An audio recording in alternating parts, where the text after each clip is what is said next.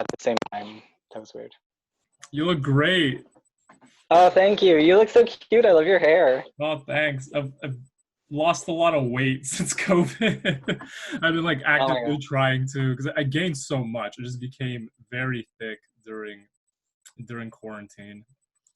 I mean, it's so bad. I've just been doing a lot of like gardening. Oh So, wow, okay. Like food or yeah, flowers? both. So basically, I just like turned all of my energy into gardening and sewing. And I ended up joining. So basically, okay, so I set myself goals during quarantine and it was meet all of my neighbors and garden. So I met all my neighbors, and one of them had a community garden spot. So then we've been gardening together, which is really cute. She's like a single mom. She's really nice. Anyway, so lots of like lifting things, which is not usually my style. So, That is the most wholesome quarantine I've heard. Everyone oh, else, it's been very wholesome over here. like I've just been helping friends clean out their empties because they're all just alcoholics now. Like nobody has anything to Mm. do, so just I'm like, I'm in this like lovely part of my life where I just like I already partied really hard and did all my drugs and alcohol, and now I'm just like want to garden and like hang out with my dog. I think I'm just old now. I think I'm just old. well, you don't look old, so I would never be able to tell. I just showered and moisturized like just before coming on this call. I'm like, okay, Well, it's that fine. explains the glow for sure. I know. I like rubbed a bunch of bullshit all over my body a second ago. So where are you calling in from? This is welcome to my bedroom. This is my bedroom. I'm in Montreal. I've been in Montreal for a while now, obviously because of quarantine also. You're in Toronto? No, Kitchener. Oh, you're in Kitchener. Okay, cool. Dope. I like hardcore miss Kitchener right now. For real? Yeah, like for real, for real. I heard that the numbers were bad there, like COVID wise, Oh but yeah, it's man, terrible. Yeah, so, yeah. I mean here too. It's a fucking dumpster fire over here, but I think KW the old folks home got hit really bad. Like just outbreak after outbreak. It was an oh my God. absolute disaster. It's the same. Yeah, it basically looked like the same as here. Like it was really rough here as well with like old folks homes and stuff. Like my mom lives in Kitchener and she like calls me all the time to give me the like updates. It's really cute. Like I grew up in Kitchener, so Oh, it's really? like I had no idea. yeah, I was born in no, I was born in Hamilton and raised in Waterloo. Oh, okay, okay. Interesting. Yeah, it's super weird. Anyway, That's so how was really, your quarantine? I'm actually like genuinely so excited to see you. I'm like, how's your life? Tell me everything. it's been a long time. It's been a long time. I think Yeah, for we missed sure. each other a lot, like ships in the night. Like I'll get to an event and you're already gone. I know, it's super weird and people will be like, "Hey, yeah, oh my God." But that's okay. I have so But much to ask. I have so much to ask. So I should get started oh on yeah. your intro here. So you are Enok Ripley. You're probably the most radical artist I've ever met. Um, Oh, that makes me sound nice. Thank you. we'll get into it. A lot to ask. But I've seen you do painting. I've seen you do film, but primarily you're a performance artist. Yeah, I basically, so my background used to be in film and animation, and I worked like a desk jobby type. And then at some point, I just kind of decided to stop doing that and went full blown into performance art and haven't stopped since. So I kind of just lit my old life on fire and started again in a different sort of field, if you want to talk about it in like a businessy sense. But No, I don't. okay, great. Yeah, basically, I was just like, fuck life. I'm Yeah, gonna do a exactly. That's completely what I like different to thing. do. Just burn it all down and start again. It's the theme Well, of 2020, I think, overall. yeah, it's like, fuck it, we can do this differently. So you have a couple recurring themes in your work: bodily rituals, religious Hmm. iconography, and you seem to explore a lot of post-structuralism as a concept. And you went to school at Concordia, right? Yeah, I went to well, I'm technically still a student there. Um, I did my degree in studio art, and then now I'm gonna probably take some languages or something. I haven't quite decided. I was thinking about taking my master's in art therapy. Um, but mainly it's just like me procrastinating on not being a student. That feeling of like, but I want to keep taking classes and learning things. Um, yeah, I definitely when I usually follow my intuition pretty hard, so like the themes kind of evolve naturally based on the things that I'm curious about. So I never really like make a concentrated effort like saying, oh, today I'm going to focus primarily in this regard or that regard. I find that each part of my performance practice comes up from like a series of questions I find myself like repeatedly falling back on, like, you know, like for a long time I was really interested in questions about like where do we locate different parts of our consciousness in our body, like where do I experience home, because we talk about this idea of like home as a place, but when you're dislocated from so many different places, or you call so many different places home, like is a piece of home inside your body also. So then I spent a lot of time kind of trying to figure out, I'm really interested in the concept of our bodies being our homes, and I get really obsessed with the idea of a snail. Like it's very Yeah. simplistic that they just carry their little homes with them, but I feel like they're such a complicated little creature that humans like to like, we like to project our romantic ideas of what a snail is, but we don't think about how difficult their lives must be or how confusing humans are. But I find them like a good entry point into performance art, and I was really interested in that for a long time. I would say I still am, um, but it's things like that. Like I end up repeatedly finding myself in these avenues, questions, those sorts of things. I think gardening is like becoming my new focus point for questions. It's been really nice, especially in the last like 2 years. A lot of my like family and friends have been ill. I like lost a few people in the last little while, and so I think gardening and growing plants has really helped me in a very like,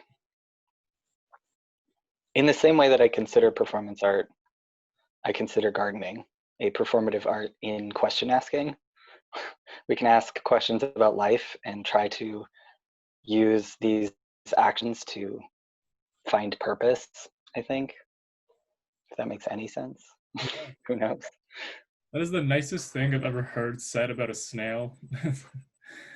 I really want, okay, so I did a performance workshop in Weimar, Germany, um, where it was a couple days long, and on one of the days I brought snails for everybody to take care of for a whole day, because a lot of people think snails are kind of gross or repulsive, or they don't understand how to care for them.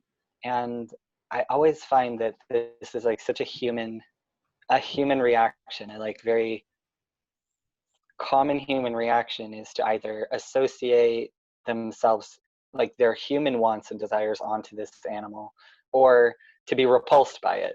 And I want to find the place where we can have mutual respect and admiration for a creature without trying to force it into like a human lens.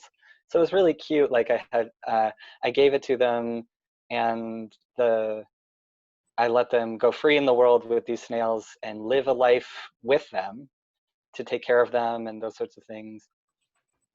And by the end of the day, like I think a bunch of the snails ended up being homed by these people. Like they were like, I need to take care of this snail for the rest of its life, because I purchased them from a snail farm for food. Like they weren't snails from the outside. They were food.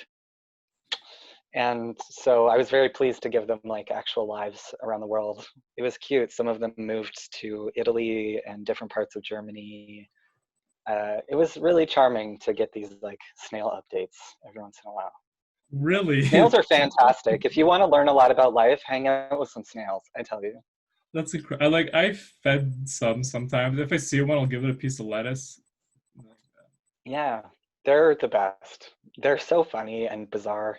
They're so exactly they're it's funny how physically different we are, but like how much we like that we are so physically different from these little creatures, but we inhabit the same space. We have similar needs.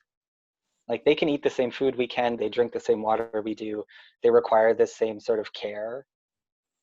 So we're like, I don't know.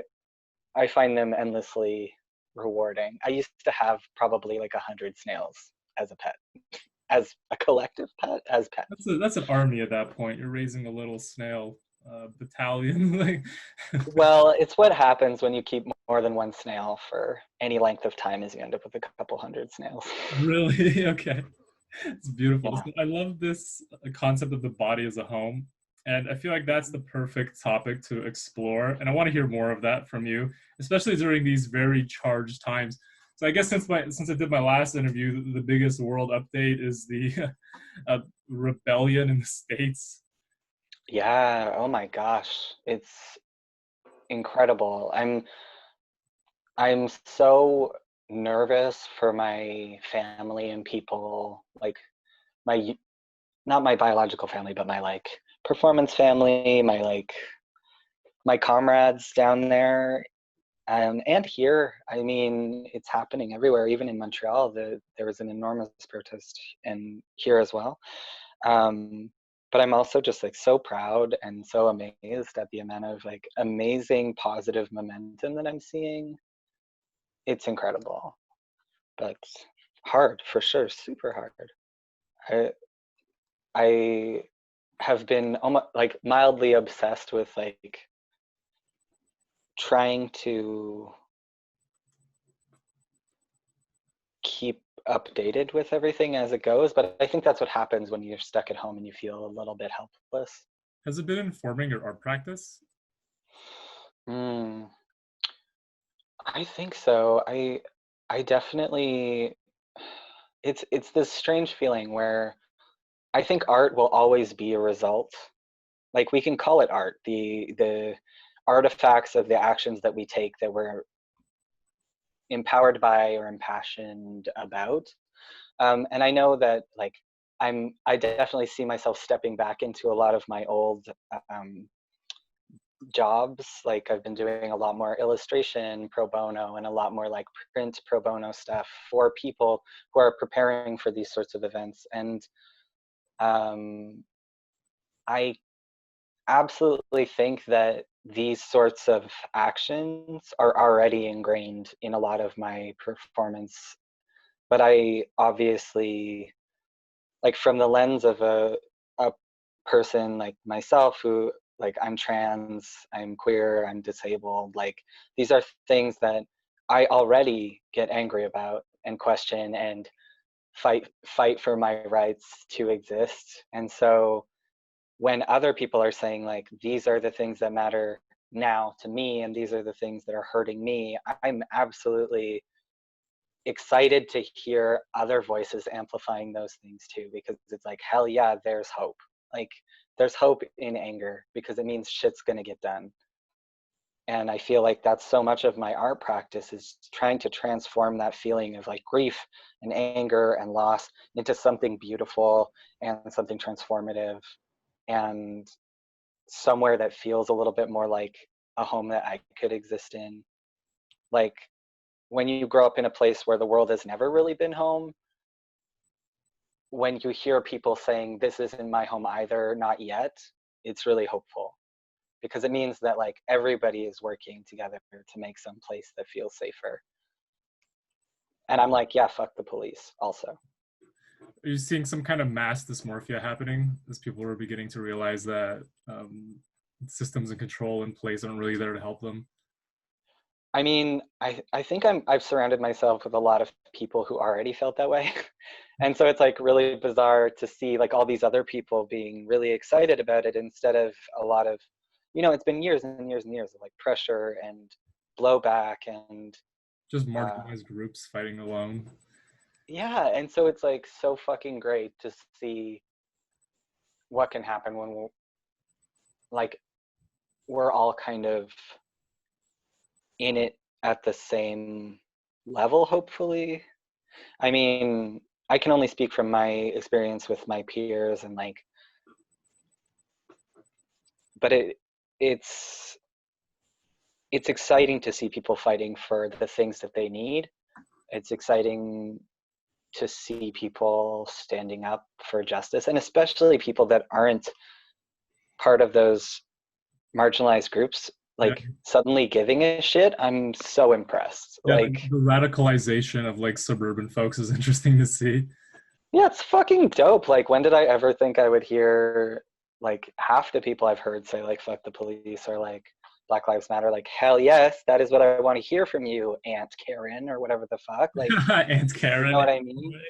When Aunt Karen So was posting about ACAB, you know, we've made real leaps forward in society. legitimately, like seeing people's moms posting about how cops suck is the most delightful thing I've ever seen in my life. Like, I'm so impressed. But yeah, it's been really wild, and I'm also just like so fucking stoked to see how many artists I know that are getting like held up and like supported in ways they really need right now. And I'm just like so fucking here for it, you know? It's great. Pardon my swearing, but No, it's great. I love that you have this opinion because I didn't know, but you're like a minor celebrity, and I was warned. Like a couple people told me, like, oh, Enok's hard to get a hold of. Like, apparently, you're very popular. I'm I'm deeply, deeply hard to get a hold of. Like, You know, and I did kind not of keep disappoint. That was. I kind of keep myself that way just because It's good. It helps with the allure and the mystique, and it really hypes up seeing you face to face. Like it's a it's it's anticipating. such a weird thing because I'm terrible at social media across the board. You have thousands of followers. You're incredible at it. What are you talking about? Like, I don't know why. um, I feel like I'm constantly terrible at doing the internet thing, and I spend so much of my time just like in my garden or like cooking or trying to like I try to check in with my like close close people a lot, but I mean, I get overwhelmed just like we all get overwhelmed, and I feel like uh, yeah, fame it's is total. hard. I understand. So I you're mean, one it's of the fucking wild, yeah. so you're one of the few, and this is what I found researching on you, and this is kind of where I started to clue in, like why you're so well known. But you're one of the, especially in Canada, one of the only openly Nutois. I don't know how to pronounce that word, so you tell me if I messed it up. That's fine, yeah. Like gender non-conforming type people. Yeah, and you have, I don't know if it's called body modifications, but if you can, I have extensive body modification. I don't, I mean, they're not that extensive. Like I look like how I look, but I mean, um, I think I was just like way more honest and open about it just right off the bat. Like, um, I think it's mainly that I made a like I kind of told myself that I wouldn't ever feel ashamed of my body.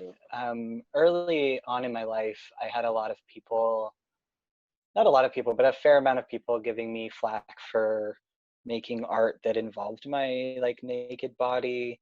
And I had this person, I don't even know who it was, but I had a person write on one of my self portraits because I used to do a lot of self portraits when I was I don't know. I was exploring a lot of themes and trying to figure out how to feel stronger or how to feel better about my body. And I had someone ask me to put like warnings on my photos because they thought that the scars on my body were um, upsetting to look at or like vulgar in some way. And um, I think that was like the first time I realized that like just me being naked is somehow um, if people get offended by it, right? yeah, it's like offensive in a way that I never expected. And for me, like it doesn't bother me at all to be naked. I Mm. mean, naked is so much easier. Like clothing isn't comfortable, but um, I never realized how challenging, personally challenging it can be for people to see me naked, which I mean, that's on them. You know, I'm just a naked body. I'm just another human person, but to them, I'm like as foreign as a snail. So, Good call.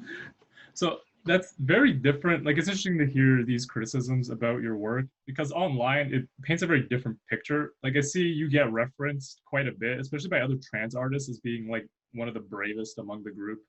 I see you being used hmm. as not even in an art concept, but on other like when I try to research you, you come up on some trans sites of other people like using you as an example of like a good transition. Just Oh, wow. I didn't even know that. That's cool. yeah, so that's how I even found out, like learned Yeah. about what being Nutois is because it was on a specifically Nutois form. And I saw your name. Yeah. And It has to be you. Like there's no one else that. yeah, yeah. Well, and I think it's really funny because when I first got my top surgery, I was very, very adamant that I didn't want any other plastic surgeries to make it look like any specific ideal form. I just wanted to have it, I decided like how I wanted my scars to look and how I wanted my chest to look. And then I said, well, that's beautiful. As like, if I get to have the decision, then I'm going to decide based on what I think is beautiful and not based on what I think um, is expected of my body. Like, I I always, I mean, if someone wants to have nipples or doesn't want to have nipples, that's fine, you know. But for me, it was one of those things where I wanted to have the option to not. And there's so much baggage with having like boobs, like breasts. Like people get Yeah. so weird about it. And I was like, okay, well, if I'm not going to have that, then I want to have something else because I don't feel particularly attached to keeping my nipples or having that discussion. I was just like, it's fine. It's fine. And it's funny because like later in my life, there are more modifications I want to have. Like I've been talking with an artist about collaborating to remove my belly button for about 2 years now. Oh wow. And yeah, because it's another marker that I like to ask myself, like, is this important? I don't know if that makes sense. No, it does. Um, I but your is image. this an essential part of me? I know, like, even if my mother ever hears that, she'll probably cry. But um, I really want to externalize more parts of my body and take a good look at them to better understand my own mortality, but also to ask the question, like, is it a marker of my humanity, of my life to Yeah, have these things? yeah, it definitely is. It's a very like transhuman thing to do to like cut off your umbilical, like because that's where your umbilical cord is, right? It's like one of the Exactly. like a very essential sign of human life. There's that. Yeah. Oh, sorry. Go Go ahead. ahead. Well, it started in discussions with one of my like very, very close friends, like someone who I always considered part of my family, and we were talking about doing it together. For a long time, we always discussed removing our belly buttons like as a group performance. But unfortunately, they passed away recently, and I still want to do it, but it'll just be me. But I'm excited about the opportunity to continue down that line of questioning. And I think like there are more things, of course, that I want to try. I mean, human bodies are so ephemeral in themselves. Like we have a concept of human time, but like it's not really anything, you know. We don't get to be here that long. We might as well figure out what parts of ourselves really are important to us. Would you ever I don't know. incorporate technology into your body? It's Oh, getting absolutely. okay. So this is definitely Um, like a transhumanist type of conversation. oh yeah, for sure. Oh, sorry. I'm just gonna make sure my phone's plugged in. Speaking of transhumanism. Yeah, the it's almost a part of you directly. Yeah. Well, and why? Sorry, my phone won't do the thing. So just give me a second while I You look suss out fine. why. Um. Oh ho ho! It's charging. Great. Um. Yeah, I would definitely. I mean, I did a lot of research about the idea of a cyborg and cyborg bodies, and um, I think it's really important in those conversations, especially to never forget that there are cyborgs already. They like people with incorporated technologies exist, and it's not considered transgressive or like somehow I don't know, like anti-establishment or something. Like there are lots and lots of people that live these days with all sorts of technology incorporated inside themselves. And I think if I don't end up one of those people just by happenstance, like would I incorporate it as an able-bodied person in that regard? Yeah, probably. I mean, I've already considered putting in injecting RFIDs into myself and programming things onto them just because I think it would be interesting and because the technology is advanced in such a way that you can just buy all the components you need very easily. Oh wow. Okay. Like it's a quite accessible technology and it's a subdermal implant, so it's not that invasive. I would definitely do those sorts of things. Um, I think these days I've become so excited about fiber and like lo-fi sort of technologies. Okay. Um, but I I'm always excited about trying to incorporate some level of technology outside of the realm of social technologies and our cell phones and those sorts of things. Um, there's so much opportunity for play in those sorts Yeah. of spaces. It's a So really unexplored realm too, because there are some cyborg artists, but it's very small group of. yeah, there's a few for sure. Um, I really like what's her name? Moon. Her name's Moon. Oh, I can't remember her full name. I'll Oh, find that's it. a. No worries. But she's incredible just because she does these sorts of. She's a cyborg artist that incorporates a lot of like dance and rhythm and body movement into her um, technological. Like she has technology implanted in her body that allows her to feel earthquakes Oh wow. in her bones. Yeah, like those sorts of things. I think and I love that sort of idea, the idea of creating a another sense using technology that isn't invasive, like that isn't something I would need to fight with or incorporate. I like the idea of these sort of like soft technologies. But I mean, anything that we put into our bodies in this way, like I like any way in which we can modify our bodies.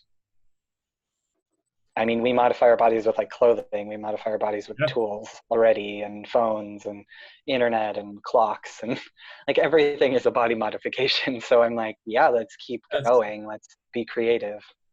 yeah, social uniforms and how people present themselves. Like even just like Mhm. the most banal outfit you can think of is still part of that like social uniform structure.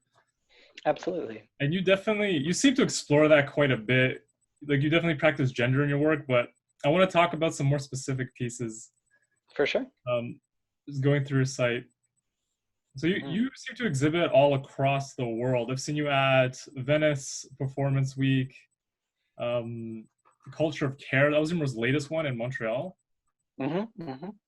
Um, I've seen you've been at the Action Arts in Weimar. Oh, yeah, you just mentioned that. My bad. Mhm. Mhm.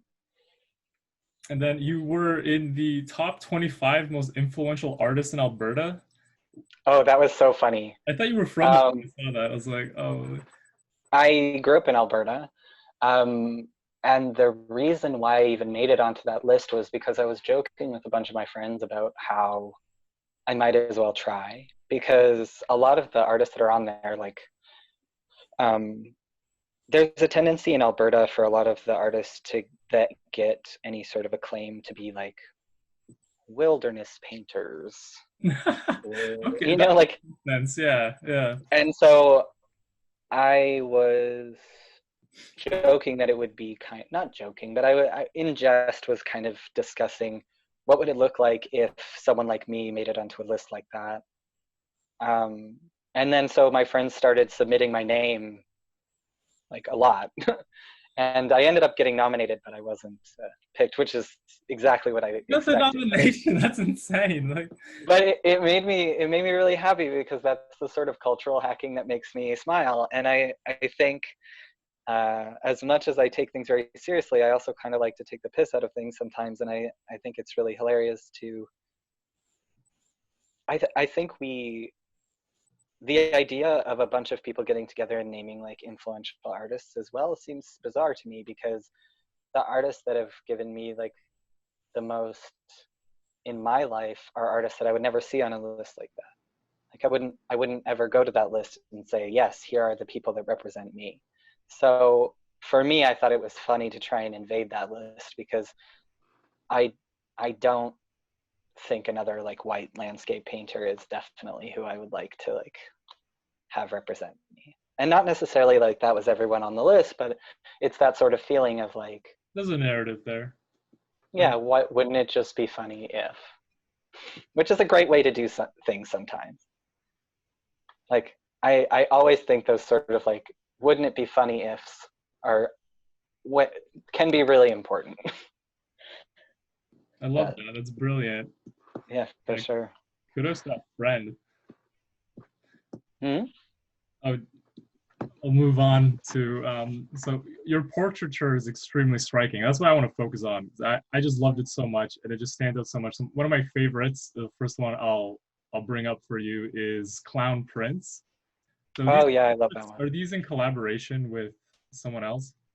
Absolutely not. So basically, um, when I when I first moved to Montreal, I didn't have anything in terms of like a. I was living in a small room with no furniture and nothing. All I had was my camera and my bicycle, and so I decided to start doing these portraits every day for a period of time, and then I started doing more complex ones every week and so on. But using garbage that I found around, and I actually ended up rigging my camera up with a long cord, um, with a audio out and a bottle cap. Like if you take a tab of a bottle can and you fold it over and push it on top of the audio thing, you can make a little shutter click for your camera. Oh So it wow. gave me about like 10 yards of like dollar store cord all spliced together with this like bottle tab on it. And I was able to like take portraits. Um, and that portrait in particular was so extremely dangerous, because it was like I had this weird piece of metal I found that With I had placed candles a on. bunch of candles on and had to light them and then get in position over this like cloth with this big like collar. I think that's the one where I have like a fabric collar. Anyway, it was this whole thing. Um, but I learned so much from doing those portraits, and I gained a lot of my. Um, it was me trying to have a conversation with myself, a better sense of like how I perceive myself versus like what I actually feel like I am, if that makes any sense. And those portraits helped so much, and it was trying to reaffirm my sense of my ability to create under any circumstance. Because at the time, I needed to show myself that you can make art anywhere at any time in any circumstance. Like if you don't have paint, that's fine, you don't need it. Like what do we always have in this world, especially in our modern world, is a surplus of garbage and um, those sorts of materials. Like you can always make something. And so I think a lot of my portraits are that way. It's a lot of found materials, garbage, and just playfulness, playing. It comes off as extremely saint-like too. Like I like the wax dripping down your face. Like, you have really intense pain tolerance. I find really impressive. It's just, it's just a subtle detail of wow, I can't believe you're that committed to having having a lit candle in your head. And it comes off as extremely religious. So where do you have a religious background? Like how does that play in your work? I think about my art as a type of religious practice, absolutely. I don't come from any religious background in particular. My family was completely not religious. I was never baptized or raised under any faith.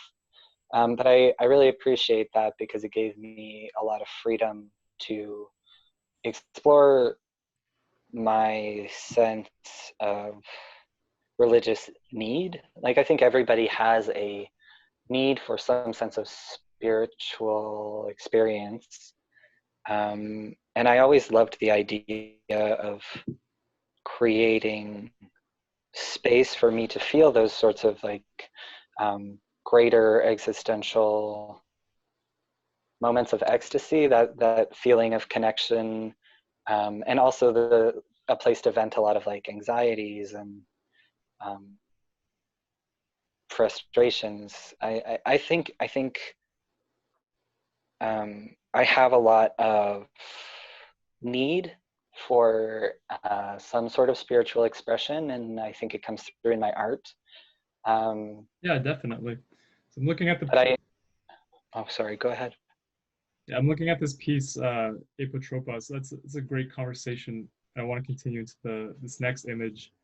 This is extremely striking, and I would also describe it as being very religiously iconographic.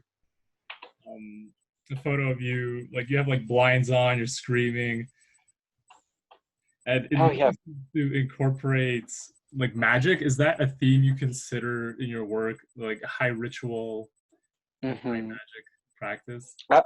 Absolutely, absolutely. I would consider magic and ritual being such a huge part of my experience in life.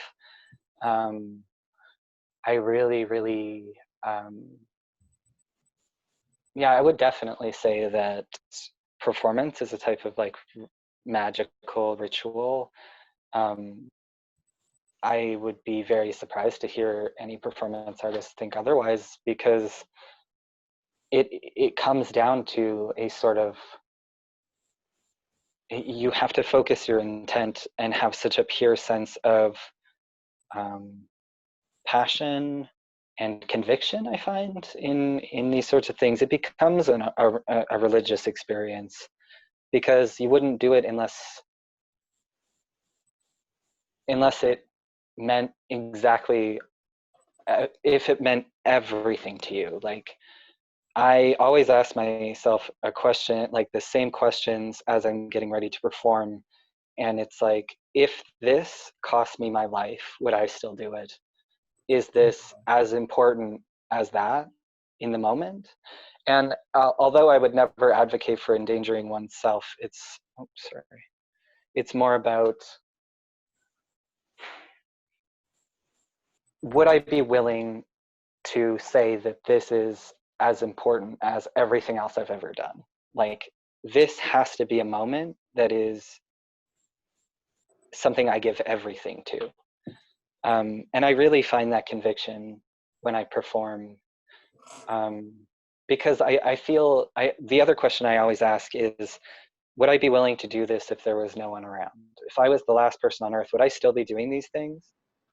And for me, it's absolutely yes. Like, I don't perform for an audience.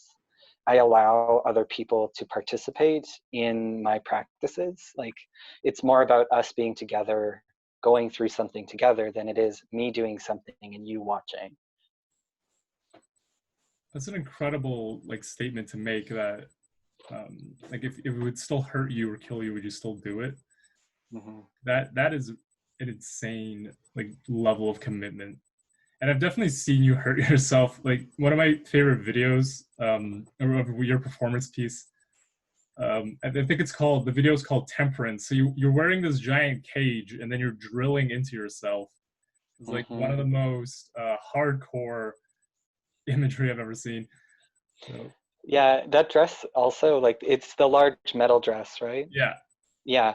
Um, that dress is made entirely out of like garbage I welded together. But I had this sort of recurring idea of a very painful garment. Um, and it is very painful to wear. I don't know if I could necessarily wear it anymore, just because it's very old and rusted and in my basement. But I would yeah, definitely about it. But like I that piece was really important to me to be able to showcase. And luckily, I was so so fortunate to be able to record it when I performed it, for a documentation that was part of a movie called They by Catherine Shenhuadong, who is an absolutely amazing performance artist, and I owe her a great debt of gratitude. She's a phenomenal individual, and she also has this incredible sense of urgency, and she's just so her conviction is so apparent. I learned a lot from working with her and watching her perform and watching her produce work, and um, that piece, it was just the perfect timing of me completing this piece and her making this film that gave me the opportunity to stand in like a large black box and perform this in front of a beautiful camera and a lot of people. And it was such a delight to be able to capture that moment, because um, I don't know how else I would have been able to show it to the world if it wasn't for that, you know. And there's only so many times you can perform pieces that are like that. yeah, like that extreme. So when showing, because that is not like I loved it, but I imagine most people are not going to see that as a pleasant sight. But at what point do rituals like that kind of become the defilement of the norm? Like, do you try to maintain like clear boundaries between like nature and society, or are you there to um, muddle the line? See, I, hmm, I mean, I feel like I always start from a place where wherever I am performing is already so far outside the norm. It's this sort of idea that there's society within this circle, let's say, and I'm performing beside it, and I can enter back into society, but then I go back outside to perform these rituals that are in a space between this sort of like magical idea of what is outside and right inside as well. Like, each person has the capacity to think outside of our own like societal construct. Mhm. And I always think that performance space is always so far removed. Like, I'm so much more interested in stepping into a different universe entirely for a brief period and holding that universe open, showing somebody what it looks like so that maybe they find some resonance like between the two places. I really hope that by being able to go back and forth, it helps other people find that power as well, to be able to say, actually, I can step outside of this and be something else, even if it's only for 10 seconds or a minute or an hour. Mhm.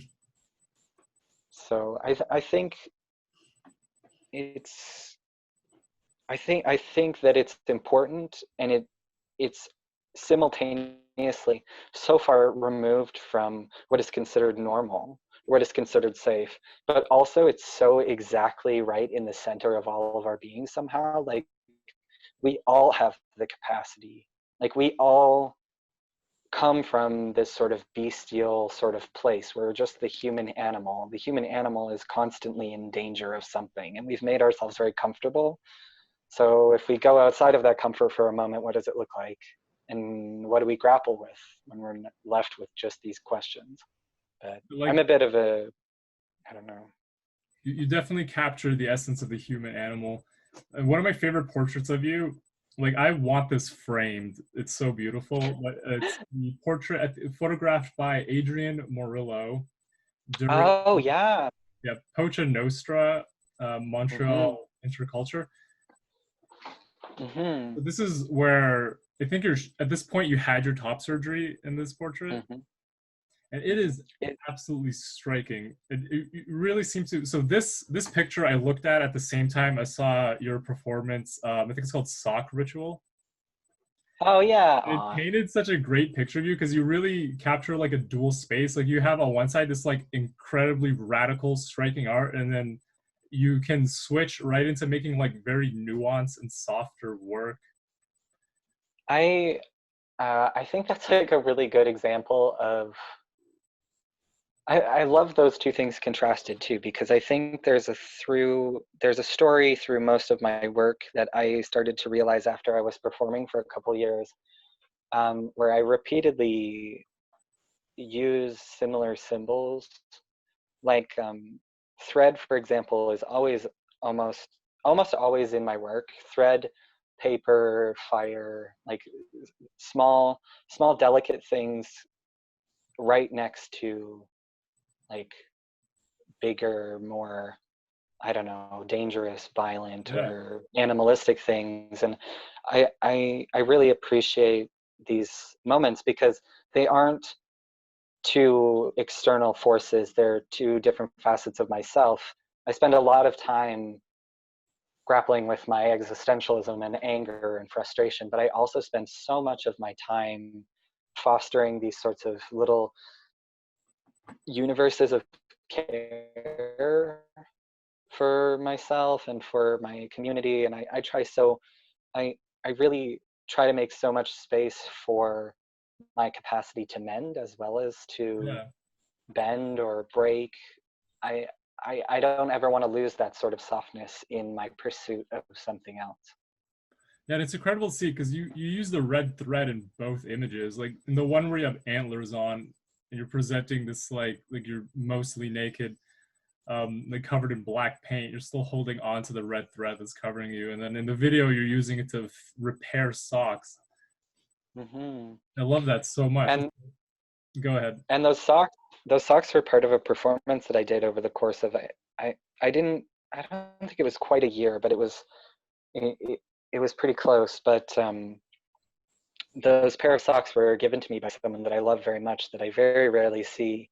And they were given to me because I had run through my last pair while I was traveling, and they gave me this pair of socks. And so then I just asked myself the question in my everyday, like, what happens if I just wear only these socks? As a sort of sense of like, well, I miss you, and I want to have this with me because you gave it to me. And even though it's a mundane thing, I mean, there's socks everywhere. But these socks, even though they look like every other sock, they're important because this person gave them to me. So then I began wearing them every day and very quickly ran a hole through the toe. And so I decided I would repair them using red thread and continue to wear them. But then this began happening over and over again where there'd become holes in the sock and I would repair it, but I wasn't trying to be shy about the fact that I was repairing these socks. I wasn't using black thread or trying to darn them very gently. I was stitching them back together in the same way that I would think about like a healing scar. Like it Right. creates this red line through this black memory. And so I wore them over and over again until they became just this sort of like inter interwoven little lines of red everywhere. And it was kind of that idea of like when you go back to a memory because you miss something or you miss someone, it's that reflection over and over again that can end up kind of destroying the memory a little bit every time, but you're trying really hard to kind of keep this small ephemeral thing together because it matters, even if it's something that will never really stay. Wow, that's So it's those sorts of ideas I'm always interested in. And I still keep the habit of mending everything in red thread. It's just a strange habit I've always kept. incredible. I love that. Mm. We're closing in on an hour here. So you want to take 5 minutes? Is there any last statements you want to make, or do you have any upcoming projects? Oh my gosh. As I look wildly around my room, You're like, what should I show off I today? was like, what have I made recently? Oh, I actually just got hired to do a mural in my community, which I'm really excited about. I haven't done a mural in a while, but I'm painting a mural of a bunch of birds in little birdhouses. And it's sort of that idea of like home and community. Um, I'm just so excited to be able to do these sorts of things. And I kind of approach painting projects or sewing projects as a type of performance as well, which is really exciting. Oh, and also I've been in quarantine. I've been taking um, people's damaged clothing and mending it back together for them. So I just received this pair of pants. I'll show you. So somebody sent me these in the mail. They're these like very dirty, very ripped pants. And so they're on the pile of things that I've been receiving from other people. I have a shirt and a jacket and some other objects that I'm mending back together and then sending away. But I'm probably going to document each one with like a little story. But I started documenting people's mending projects a little while ago because I realized that people kept asking me like, or like they'd have a hole in their sleeve or something, and they would ask me to mend it for them. And it's just kind of become this sort of meditative ritual of repairing people's loved, like long loved clothing, because I did a bunch of work in I had the pleasure of working with Johannes Sitz, who's just an incredible performance artist in Toronto. And I had been doing a lot of research about um, fast fashion and clothing waste, and how to have more meaningful relationships with clothing just in general. And so we did some performances together last summer, I believe. And since then, I've just been kind of obsessed with this idea of helping people find ways to keep their clothing for longer. And I guess it talks more to my like soft mending side of me right now. I think it's necessary work. Keeping people clothed seems to be important. So yeah, I think a lot of my work lately has been very community focused and a lot about like care work and those sorts of things. I'm less inclined to make self-reflective work about existential dread or religious religious iconography, and I've been really focusing on like really brass tacks sort of community-based repairing. Yeah. So, So where can we but see your mural? pardon me? Where can I see your mural? Oh, I'm definitely going to be posting it online once it's done. It got approval this week, and I find out my like when I'm allowed to finally put it up. But if you want, I can send you a I'll send you a sneak peek as long as you Absolutely. promise In the not to put it comments, out anywhere. for Okay, sure. cool. I'm so excited about it because basically my whole idea for the mural was what if birds were snails? And I'm like really excited about it. It's gonna be great. I'm so excited. So I can't wait to see it. Oh my god. yeah, it's pretty cute. It's very charming and wholesome. I'm very excited about it. All right, I highly suggest that in this time, especially in quarantine, if you go out on a walk or whatever and you see a snail, you should definitely hang out with it for a while. oh, hell yeah. Oh hell yeah. Actually had a bug fly into my house last night, this giant beetle, and it landed on me. Ah, that's amazing. Yeah. What kind, was it like a big yellow thing? No, it was big and black. And I Oh, freaked out that's at so cool. first. So I jumped Of up and it course. fell on the ground. And he was so big he couldn't like he landed on his back and couldn't flip back over. And I felt so bad. I got a little piece of paper and like nudged him over and then let him out back outside. Yeah. Like I should have left it Um, snack, just a little bit of lettuce. uh, they're yeah, I love insects so much. I also just recently released two baby squirrels. I had reared two baby squirrels that lost their mom, and they're like the cutest things on the whole planet. And also, I had a baby bird in here for a while. So it got real like weird wilderness zoo up in my house for a little bit. But everybody's outside, so it's all good. You But really came from the earth. I just like, I was like, well, if I'm not doing other things, I might as well take care of two baby squirrels and start a garden. So That's so beautiful. Oh my God. it's so cute. I highly recommend just like learning about nature, and it gives such good perspective in times like these. All right, fantastic. Thank you so much, Enoch. You were For incredible. sure.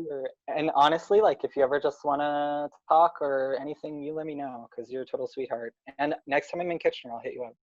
Yes, please. Thank you. Yeah, for sure. I'll talk to you soon. I love you so much. You have a great day.